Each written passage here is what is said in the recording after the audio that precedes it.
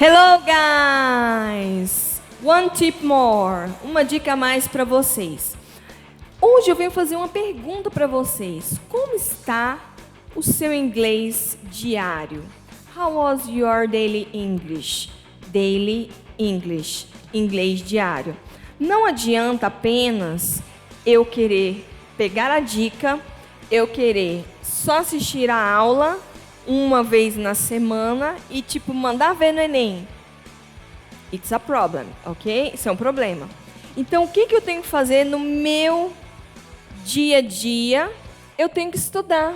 Então, eu tenho que ler. Leia coisas interessantes, coisas que você goste.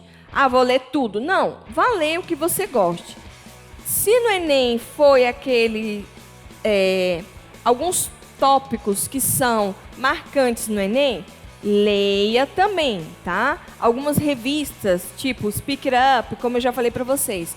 Então, mergulhem Daily English, inglês diário, magazines, musics, news, movies, series. Ou seja, muitos desses daqui vocês já fazem, que é music, né? Mas muitas vezes a gente ouve a música, mas não para prestar atenção na letra, para ler a letra, certo? Como eu já falei para vocês, música já caiu no Enem. Então, você tem que ficar se dedicando, principalmente às músicas mais recentes também em inglês. Notícias, filmes e séries. Então, tentem fazer isso tudo ouvindo em inglês no seu dia a dia. Para quê? Porque nosso ouvido é treino, nossa vista, nossa leitura é treino. Então, nossa dica de hoje fica o nosso inglês diário, ou seja, estude inglês constantemente, usando magazine, music, news, movies, series. See you next tip.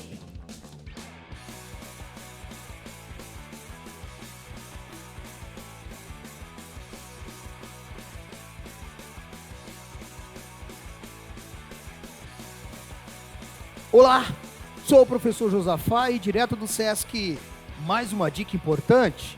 Vamos de redação. Solta a tela. Produção textual é a dica de hoje.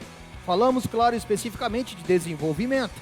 Desenvolvimento, como você sabe, é o corpo, é a parte integral da redação, onde o aluno deve colocar, na verdade, os seus argumentos e aquilo que importa sobre o que é dissertar, ou seja, dissertar e argumentar exatamente no corpo chamado desenvolvimento. E quando se fala de desenvolvimento, preste bem atenção, quais são as modalidades que você pode utilizar.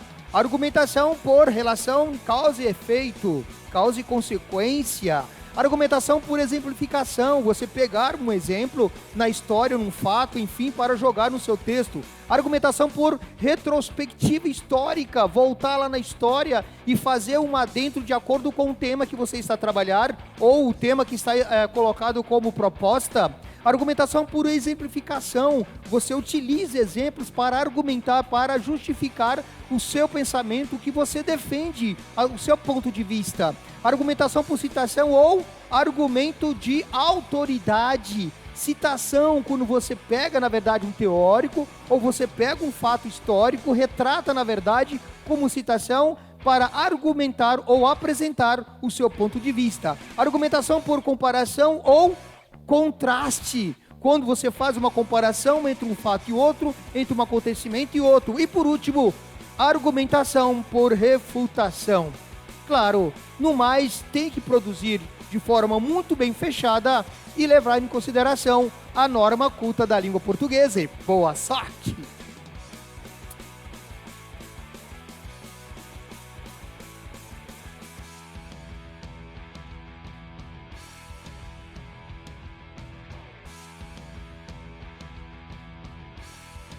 Olá pessoal, tudo bem? Professor James mais uma vez, professor do pré-vestibular do SESC, né? Vamos a mais uma dica, você que vai fazer o Enem e o vestibular. Vamos a ela, vamos à dica. Olha aí, o assunto de hoje é quadriláteros notáveis, um assunto importante de geometria plana, tá certo? Eu destaquei aí esses quadriláteros para você.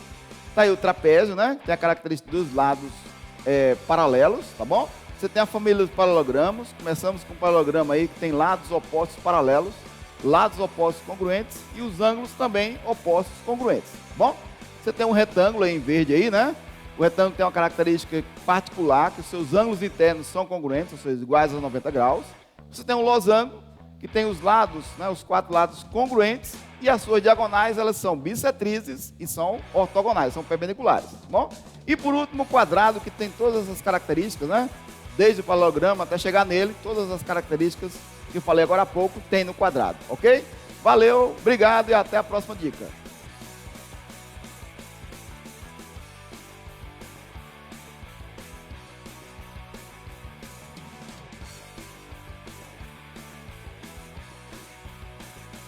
E aí, pessoal, beleza? Estamos aqui, nós do SESC, com mais uma dica excelente para você que vai fazer o Enem, que vai fazer também vestibulares, tá? Sou carreirinha de geografia e nós vamos estar olhando mais uma dica de cartografia. Hoje, coordenadas geográficas, tá? E vamos começar com os paralelos, que eu quero que você tenha em mente que são círculos horizontais. Então, por favor, você que é aluno já visualizou o quê? Que são círculos. Então eles dão uma volta de 360 graus, tá? 360 graus no planeta, beleza? Um giro completo, show? Claro, nós temos o maior paralelo, que é a linha do Equador, tá? Que na dica atrás nós vimos por que o Equador, que vem de uma equação, e tudo que está acima do Equador é chamado de norte. Mas é claro que vocês sabem, o Enem vai usar qual termo? Setentrional. Mas olha uma dica a mais para você aí que está nos assistindo e nos acompanhando. Setentrional é a mesma coisa que norte. Ó, aqui ao contrário de vermelho, ó, setentrional, para lá, norte. Então fácil. Lá no Enem você vai acompanhar porque acompanhou o SESC nas suas redes sociais, é claro. Tudo que está abaixo do Equador, meridional, beleza? E claro, esses paralelos vão nos informar também o quê? As zonas climáticas. Então, entre o Trópico de Câncer e Capricórnio, zona intertropical. Zona temperada do norte, temperada do sul e, claro, zonas polares. Só mais uma dica para a gente finalizar. A maior distância que nós temos da linha do Equador é 90 graus norte e 90 graus sul. A maior distância que nós temos, ok? Esses 60 graus, tanto norte quanto sul, são os círculos polares, tá? Então, maior distância do Equador, 90 graus. 90, beleza? Então, mais uma dica aí, continue nos acompanhando para a gente poder arrebentar no Enem e nos vestibulares. Abraço!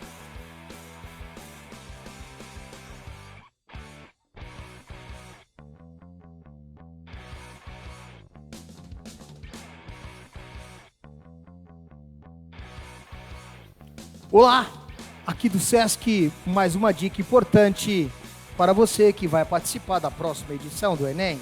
Nesse momento, claro, uma dica muito importante: literatura, regionalismo, modernismo no Brasil. Veja na tela.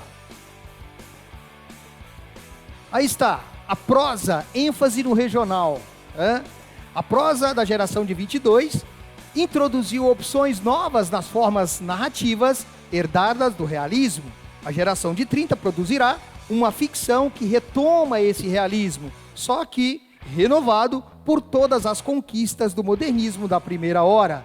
Isso quer dizer que o modernismo tem, na verdade, um realismo diferente do que foi visto no realismo, na escola realista, ora vinda da França. Então há, na verdade, uma visão diferente, uma prosa diferenciada com uma realidade também diferenciada, já que a realidade dos modernistas as realidades eram voltadas para o que era legitimamente brasileiro, certo?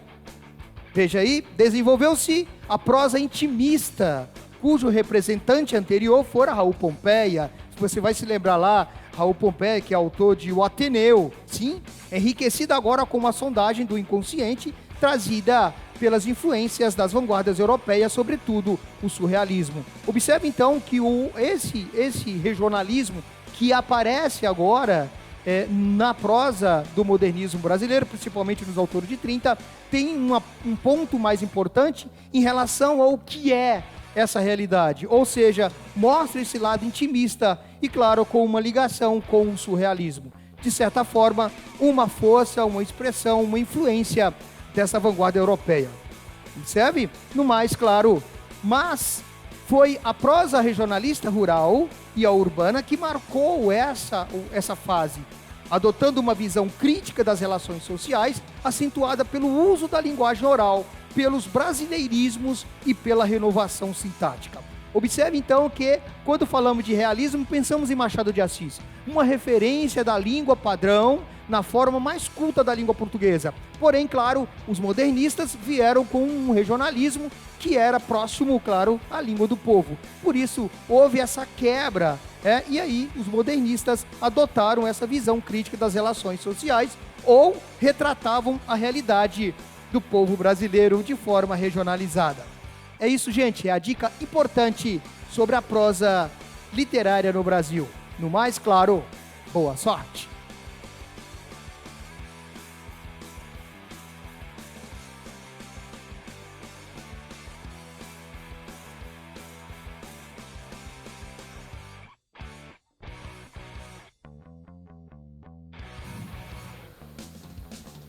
Olá pessoal, tudo bem? Aqui é o professor Ramírez, professor de espanhol, para dar umas dicas para o Enem. Tá? Em espanhol existem alguns verbos que são chamados verbos apreciativos, tá? Que se conjugam de uma forma diferente do português. Por exemplo, para expresar gustos, opiniones, preferencias, se usan unas construcciones verbales particulares. En dichas situaciones, los pronombres son obligatorios y a veces doblados para dar énfasis. Por ejemplo, yo puedo decir, me duele la espalda. Lembra-se que espalda son las costas. Entonces cuando digo me duele, yo estoy usando ese me que es un pronombre, ¿tá? Y para dar un énfasis, podría decir, a mí me duele la espalda, ¿tá? A ella le encantan las fiestas. Observe, a ella le encantan las fiestas. Entonces el verbo doler, ¿no? Y el verbo encantar se conjugan junto con pronombres. Los verbos doler, encantar, gustar, ilusionar, importar, parecer, molestar, interesar, olha tanto que tienen verbo apreciativo. Ellos se conjugan utilizando me para primera persona, te para la segunda, le para tercera, do singular, nos, os y les para o plural. Observe ese ejemplo aquí. Me gusta la remolacha. O sea, en portugués você vai falar gosto da beterraba, né? Te encantan las vacaciones. Você te encantan las vacaciones, gosta das férias, né? Le interesan los juegos de fútbol. Entonces, esos verbos siempre están acompañados de pronombres. Agora, para dar más énfasis, podemos usar la preposición a con los pronombres sujetos a mí, a ti, a él o a ella, a usted, a nosotros, a vosotros o a ellos. Por ejemplo, yo puedo decir, ¿te duele la cabeza? O entonces, a ti te duele la cabeza. Yo estoy dando más énfasis, ¿no? Yo puedo decir, le gustan las flores. O entonces, a ella le gustan las flores. Le parece bueno. O a usted le parece bueno. Nos encantan las fiestas. O a nosotros nos encantan las fiestas. Os importan las conclusiones. A vosotros os importan las conclusiones. Entonces, ustedes pueden observar que esos verbos pueden tener dos o más pronombres para poder dar énfasis, ¿tá bom? Espero que tenham gravado isso aí e na hora de usá-los, usem bem, tá bom? Ok.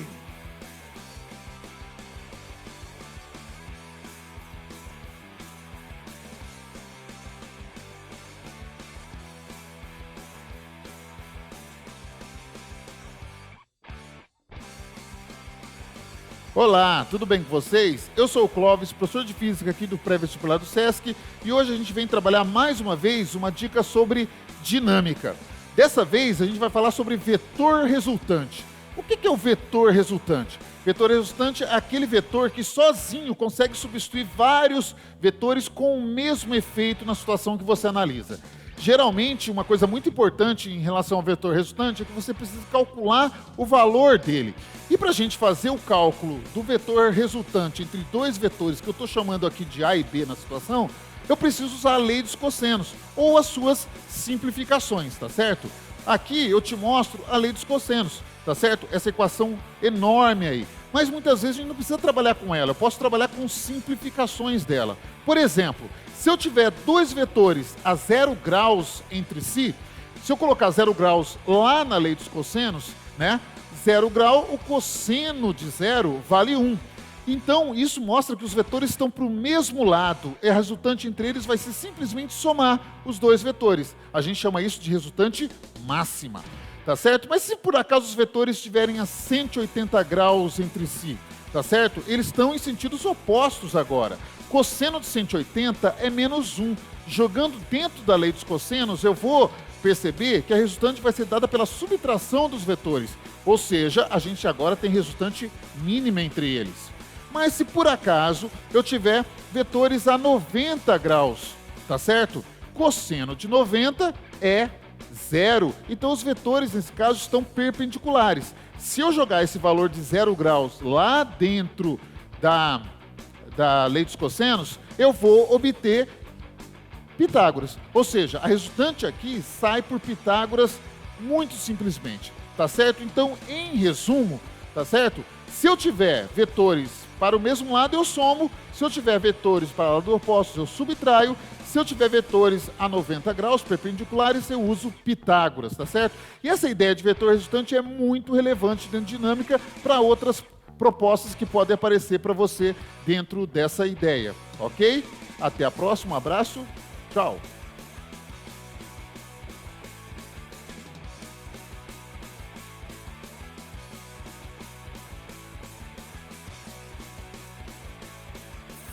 Fala, galera vestibulando do SESC, galera do Enem, tudo bem com vocês?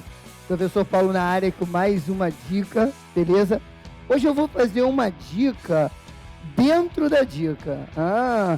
Já falamos aqui sobre o período de maior incidência no Enem, o período de República Velha, certo? Mas tem um assunto que caíram 2 questões nos últimos 3 Enem, tá certo? Que foi coronelismo. E teve numa dessas provas a definição propriamente dita de coronelismo. Tudo bem? Então você tem que lembrar que a definição de coronelismo é o quê? Assistencialismo, clientelismo, formação de curral, eleitoral. Tudo bem? Agora, você coloca isso dentro de um contexto onde a maior parte da população era necessariamente rural e dependia dos grandes latifundiários. Então, eles assistiam essa população e essa população era obrigatoriamente levada, tá certo, a devolver o seu voto. Na verdade, às vezes a gente vê imagens, né, mostrando aí o eleitor com o chapéu de burro, né, mas, pô, o voto era aberto, ele vive na fazenda do coronel, como que ele vai escapar disso? E a gente ainda já viu também em simulados, Enem, coisas afins, a ideia de neocoronelismo, né? Que é esse domínio econômico que acaba, né, reproduzindo até hoje em dia, né, um domínio político, né? Grandes empresários, políticos ainda, prefeitos, governadores, né, que criam contratos ao invés de fazerem concursos e cria ali, tá certo, um verdadeiro curral eleitoral. Fica a dica então, cara, coronelismo dos últimos, o Enem do ano passado, o Enem do ano retrasado e o último Enem, beleza? Os 3 últimos trouxeram esse assunto. 2 deles trouxeram esse assunto. É muita, né, permanência política para que isso não seja cobrado. Um abraço a todos, satisfação, fiquem com Deus.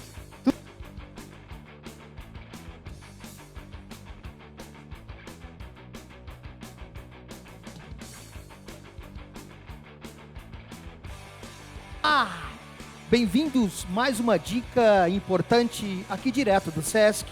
para você que participará da próxima edição do Enem. E a dica de hoje é o seguinte, veja na tela. Falamos, na verdade, do impressionismo. Impressionismo, ou os impressionistas, como eram conhecidos, os artistas da corrente, queriam mostrar como a luz que incide nos vários horários do dia mudava as cores da natureza. Por conta disso, gostavam de trabalhar ao ar livre. Olha só uma característica importante. Nesse sentido, não se preocupavam com formas nítidas e focavam no destaque das sombras coloridas de cor pura, sem mistura de várias tonalidades. Muito importante. Portanto, o termo impressionismo surgiu por conta de uma das obras de Claude Monet, em 1872, a obra chamada Impressão Nascer do Sol. O artista foi referência da corrente, mas o termo que deu o nome ao movimento, o impressionismo, foi uma crítica vinda dos críticos que não aceitavam as novas técnicas. Veja uma tela impressionista. Aí, olha só, uma tela impressionista aí. A pintura de Claude Monet que deu abertura ao impressionismo. Observe só as cores fortes, as sombras e, na verdade, claro, uma visão natural, a natureza em céu aberto. Claro, observe que essa figura é muito importante, pode sim aparecer na próxima edição do Enem. No mais, boa sorte!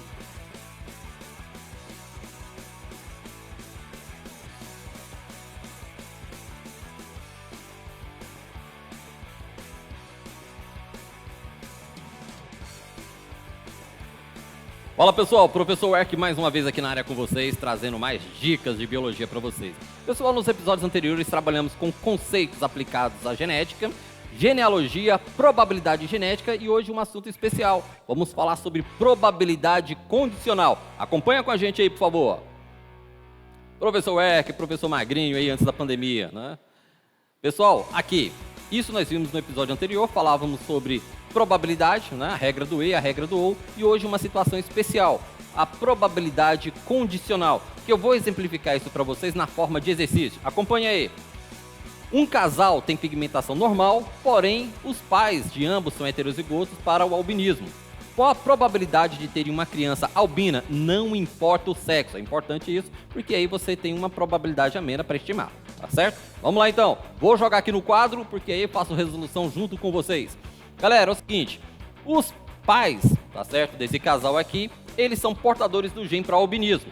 Como eles são heterozigóticos, do cruzamento entre eles, eu posso ter indivíduos que vão ser azão-azão, o homozigoto dominante, azão-azim, que é o heterozigótico, e o homozigoto recessivo, tá? Para que esse casal tenha um filho albino, eu preciso que esse indivíduo seja o quê? Heterozigoto, tá? Só que nós temos que lembrar que como ele já nasceu, ele é normal, essa probabilidade aqui, ó, ela é descartada, porque não tem mais chance dele ser albino, ele já nasceu como normal. Então, para estimar a probabilidade desse indivíduo aqui ser heterozigoto, vai ser o quê? De 2/3, né? A chance de 2 heterozigoto para um homozigoto dominante. A mesma situação aplica-se ao pai desse possível filho aqui.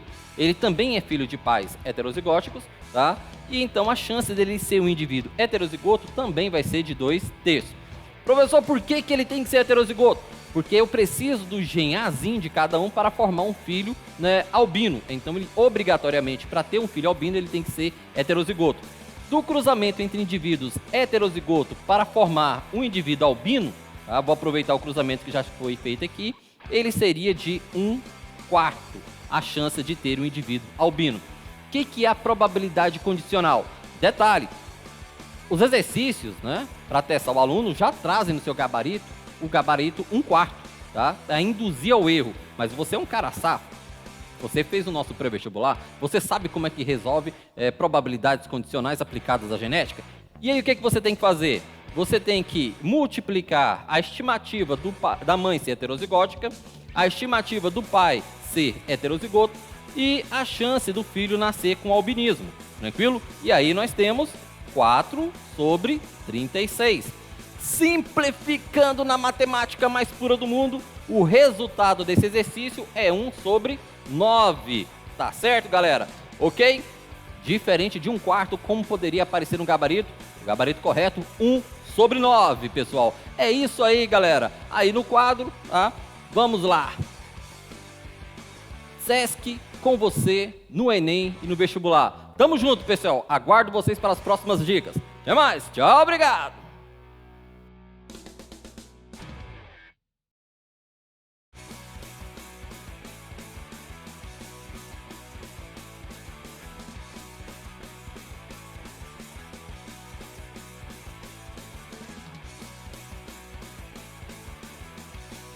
Olá pessoal, tudo bem com vocês? Aqui é o professor Alejandro, professor de Química do SESC, com mais uma dica para vocês.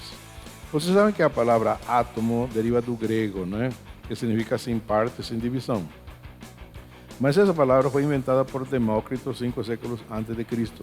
Ou seja, é uma palavra muito antiga, não é? Então, para poder chegar ao nosso modelo atual, não é? Surgiram vários modelos, começando em 1887, por Dalton, em 1887. Só que Dalton, que era um cientista inglês, teve uma visão geral, né, do átomo. Depois, posteriormente, apareceu o modelo de Thomson e, por último, apareceu o modelo Rutherford. Rutherford foi aluno de Thomson, então foi mais para lá, tá? Mas o que você tem que lembrar dos modelos atômicos? Os que mais são perguntados nos vestibulares. Observem o resumo que vocês têm que lembrar. Nós temos aqui o átomo de Dalton.